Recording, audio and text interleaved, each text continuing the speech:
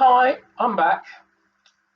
Yet again, the race card's being played, which means that the police have been told they can't stop and search suspects just because they smell of cannabis, which has sparked uproar among rank-and-file officers who believe the move will virtually decriminalise cannabis and hamper them as they try to crack down on drug dealers. Now, I'm not going to make any comment about the rights and wrongs of that particular thing, but I'm inclined to believe the experts on the ground, the policemen themselves. Anyway, apparently, a black cyclist called Emmanuel Arthur said that he was harassed and humiliated during a stop and search when he was stopped because a policeman said he could smell cannabis on him and searched him for possession.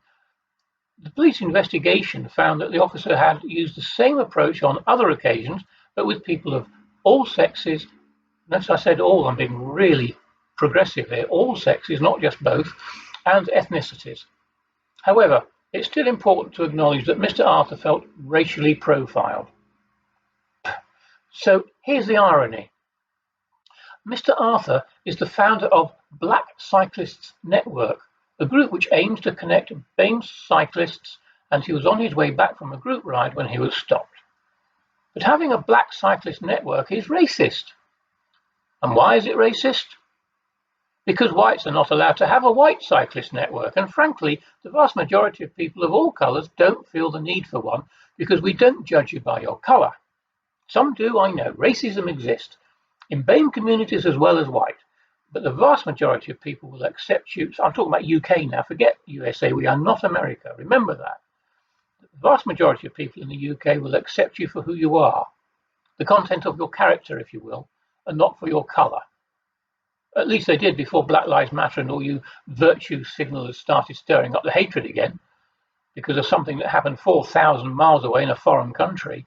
UK is not America. I'll say it again. So we have many BAME-only organisations who judge you on your colour. We have, just for example, the Black Cyclist Network and the Black Police Federation, but nothing for the whites. We have the Southall Black Sisters, who help only BAME women who are being abused. Yeah, it's good work, and I wouldn't want to interfere with the good that they do. But do they ignore all the white women who are being abused? Try having a white sisters group who ignores cries of help from BAME people, and you'd rightly be called a racist. And that's the point. You can have a BAME-only organisation, but not a white-only organisation. And that's racist. Back in the 60s, and I'm old enough to remember them well, black activists and their supporters campaigned successfully to end segregation in the USA. Today, blacks and other ethnicities are fighting to create segregation. Martin Luther King's dream of his children playing with white children is being betrayed by the very people he wanted to help. And remember this, we are not the USA. Here in the UK, we were almost there. The only problems were being caused by people with chips on their shoulder who blamed their own failures on so-called white privilege, because it's a bloody good excuse. But where is this white privilege? I haven't seen it. Whatever I've got, I bloody well worked my arse off for. The most powerful position in the world, President of the United States, has been held by a black man, and you say that you're oppressed. Have you seen the wealth of people like Oprah Winfrey, Will Smith? Our own Parliament's front benches have a great number of BAME people in the highest positions of office, including Chancellor of the Exchequer and Home Secretary. You never see white families in TV adverts anymore.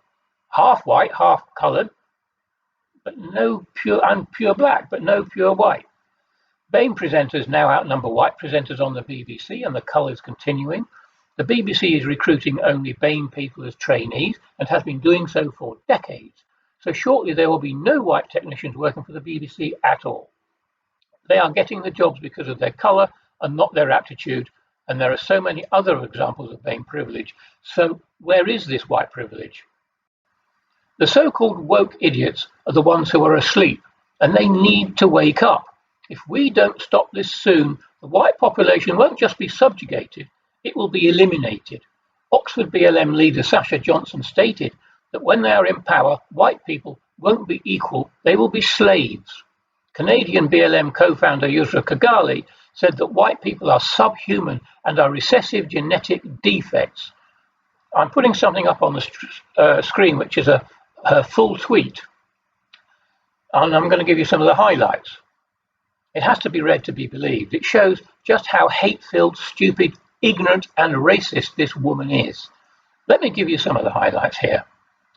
White skin is subhuman, she says. White people are genetic defects of blackness.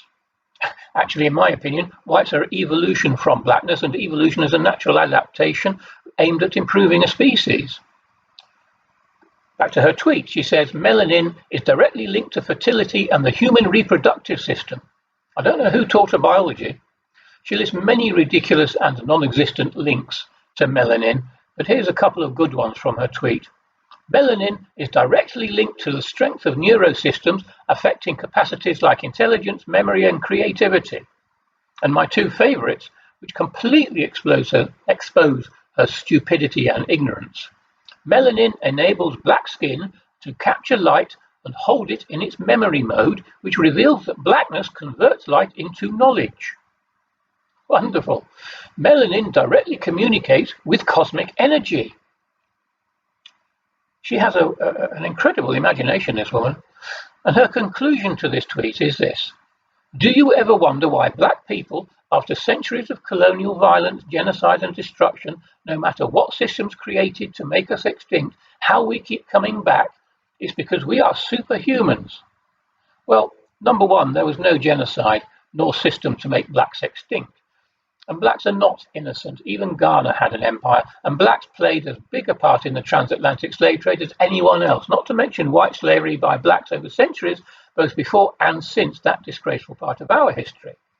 And number two, if you're superhuman and super intelligent, how come you don't already rule the world? Thank God for the educated and intelligent BAME people who want to end racism and all the hatred that BLM are stirring up, and who realize that in order to get on, all you need to do is make the right choices and stop blaming white people for your own failures. See ya.